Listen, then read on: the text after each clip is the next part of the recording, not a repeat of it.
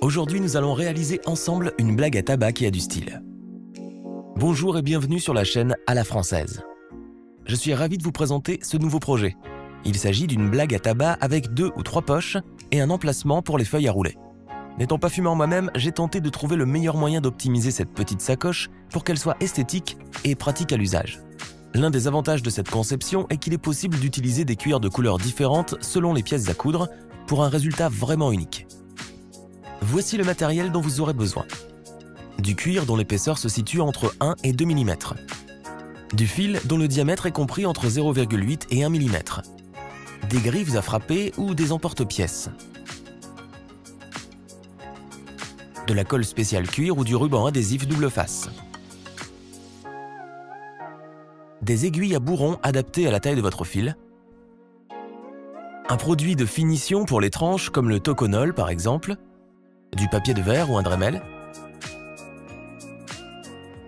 Un abacar. Des boutons pression et éventuellement de la teinture. Préparation du gabarit. Avant de vous lancer dans la fabrication de cette blague à tabac, je vous invite à imprimer le gabarit sur des feuilles de papier au format A4. Le lien de téléchargement se trouve dans la description de cette vidéo. Attention, vous devez vérifier que l'impression se fait bien à 100% des dimensions du document dans les paramètres d'impression. Une fois vos feuilles imprimées, rassemblez-les en suivant les indicateurs. Pour cela, coupez les parties qui ne seront pas utilisées en laissant une marge de quelques centimètres autour des tracés de découpe et scotchez ensemble les parties à conserver.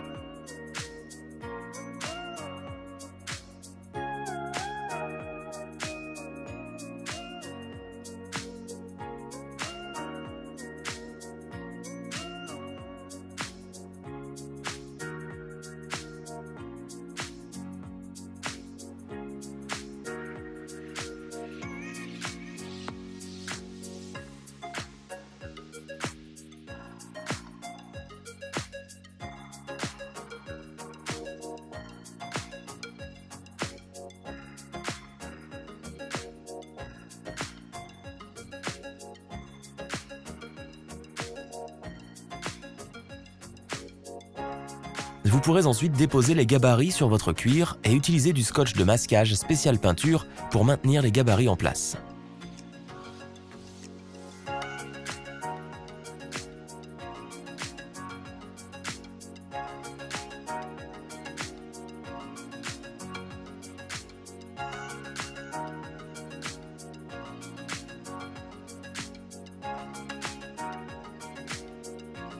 Préparation et découpe du cuir. La prochaine étape consiste à pré-percer les pièces de cuir afin de réaliser les trous qui serviront à la couture. Selon vos préférences, vous pourrez utiliser une griffe à frapper, des emporte-pièces ou simplement une alène ronde ou aux pinces pour les plus téméraires. Suivez les indications du gabarit. Pour ce projet, j'ai choisi de faire des trous d'un diamètre de 1,5 mm espacés de 6 mm. Ceci est un choix personnel car j'apprécie vraiment le rendu final, mais rien ne vous empêche de modifier l'espacement entre les points ou leur diamètre. Passons ensuite à la découpe du cuir. Pour cela, rien de plus simple. Suivez simplement les lignes du gabarit. Prenez votre temps, je vous recommande de bien affûter votre lame avant de commencer.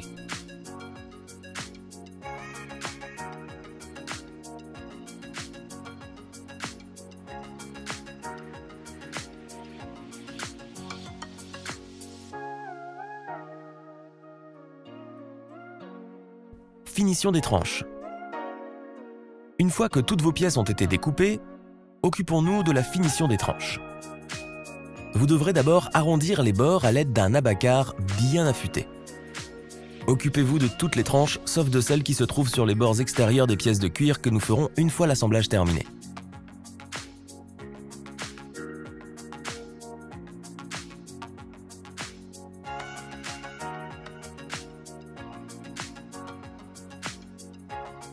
Appliquez ensuite une gomme de finition.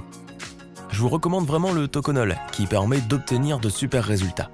Mais un peu d'eau et de la cire d'abeille pourront aussi vous donner un beau résultat.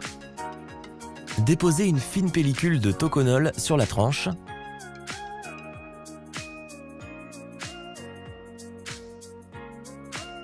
Puis frottez vigoureusement, soit avec un lisseur en bois, soit avec un chiffon au mailles serrées. Vous saurez que la tranche est prête lorsque celle-ci commencera à briller.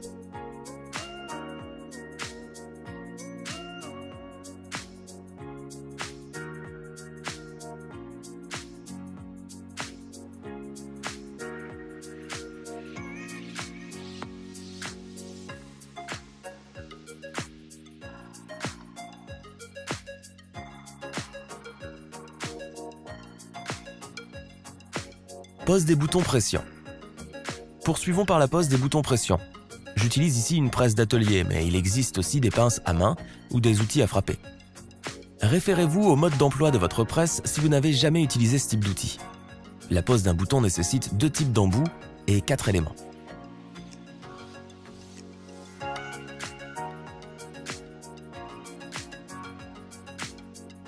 Assemblage.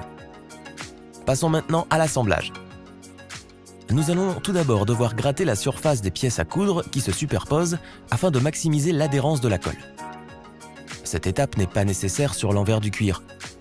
Il faut ensuite appliquer une fine couche de colle spéciale cuir de chaque côté, puis laisser les solvants se volatiliser quelques minutes avant de réunir les pièces.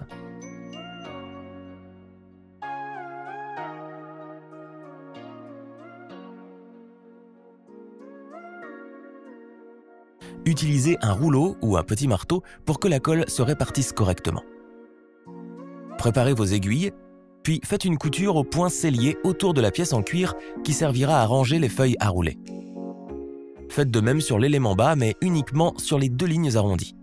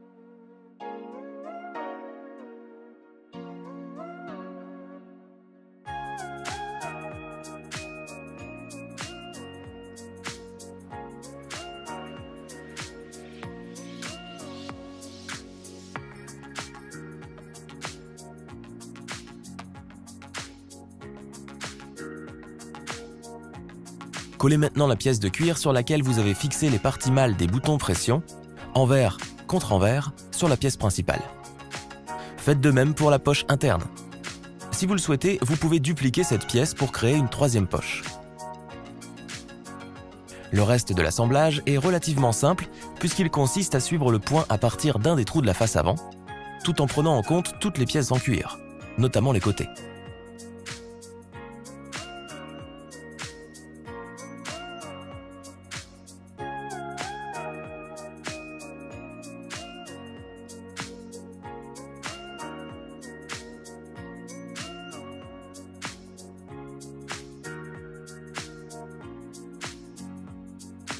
Prenez une longueur de fil 4 fois supérieure au contour réel.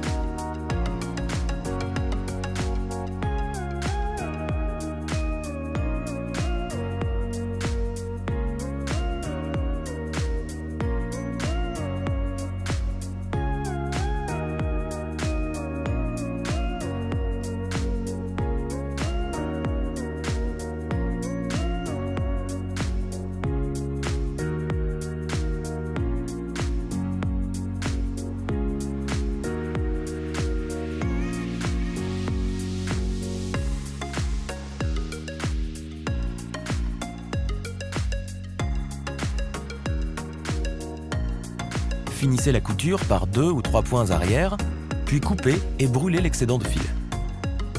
Si vous utilisez du fil de lin, ne le brûlez pas. Faites plutôt un petit nœud et ajoutez une goutte de superglue.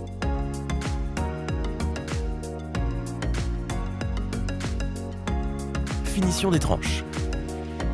Il ne vous reste plus que la finition des tranches à réaliser. Les bords étant plus épais, je vous suggère de les poncer légèrement avant d'utiliser l'abacar. Puis le processus est le même, toconol et huile de coude.